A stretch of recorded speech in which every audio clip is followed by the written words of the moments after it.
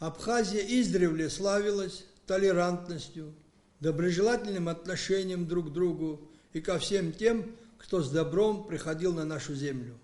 Старшее поколение помнит тот патриотический настрой, который сплачивал абхазов. И эта сплоченность нашего народа была испытана в годы грузино-абхазской войны. Она принесла нам победу, и вот более 20 лет мы живем в условиях мира и строим свое независимое государство.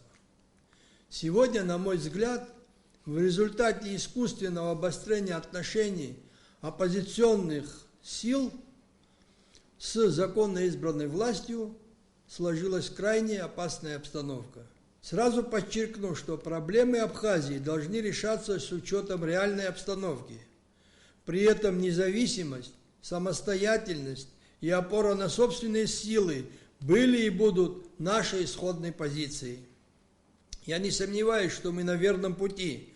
Президент страны делает все возможное, уверен, сделает и невозможное для того, чтобы мы не свернули с избранного пути. Наверное, есть где-то и ошибки, но не ошибается тот, кто ничего не делает, и ошибки, уверен, будут исправлены.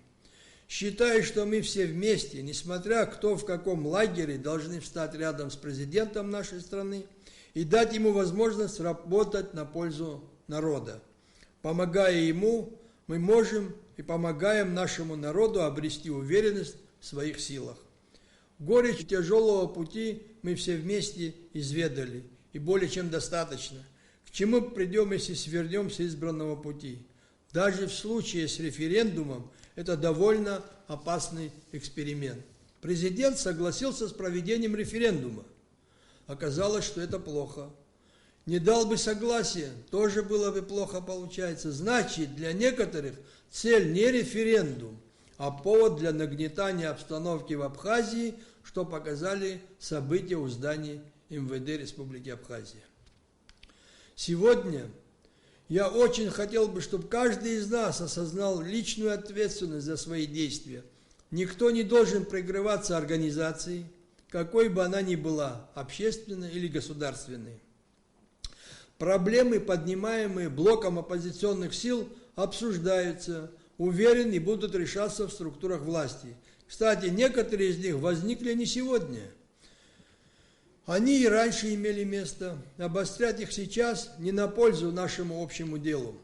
Решение спорных вопросов, уверяю вас, лежит не в плоскости референдума, а повседневной, честной работе всех без исключения, от руководителя высокого ранга до рабочего и крестьянина. В тяжелую пору войны нам помогали сплоченность и единство в достижении нашей цели победы над врагом. Но, к сожалению, в мирное время мы до конца не смогли использовать этот фактор. У некоторых личные интересы начали превалировать над государственными, что привело к фактам недопонимания ситуации, которыми пользуются нечистоплотные лица в реализации неких планов, далеко, весьма далеких от конструктива и созидания. Еще раз хочу напомнить, происходящие вокруг нас события отчетливо доказывают необходимость нашего сплочения.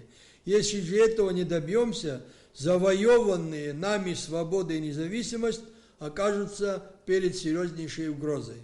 У нас цивилизованное, слава Богу, государство, есть преемственность конституционной передачи власти через выборы. И референдум здесь совершенно ни при чем. Повторюсь, поскольку мы живем в демократическом цивилизованном государстве, то все наши действия и поступки не должны иметь негативных последствий. Политикам нужно смотреть чуть дальше своего порога. Дорогие сограждане, надеюсь на ваш разум и посему уверен, вы сделаете из сказанного мной правильные выводы. Наша сплоченность не раз спасала страну, надеюсь, спасет и сейчас.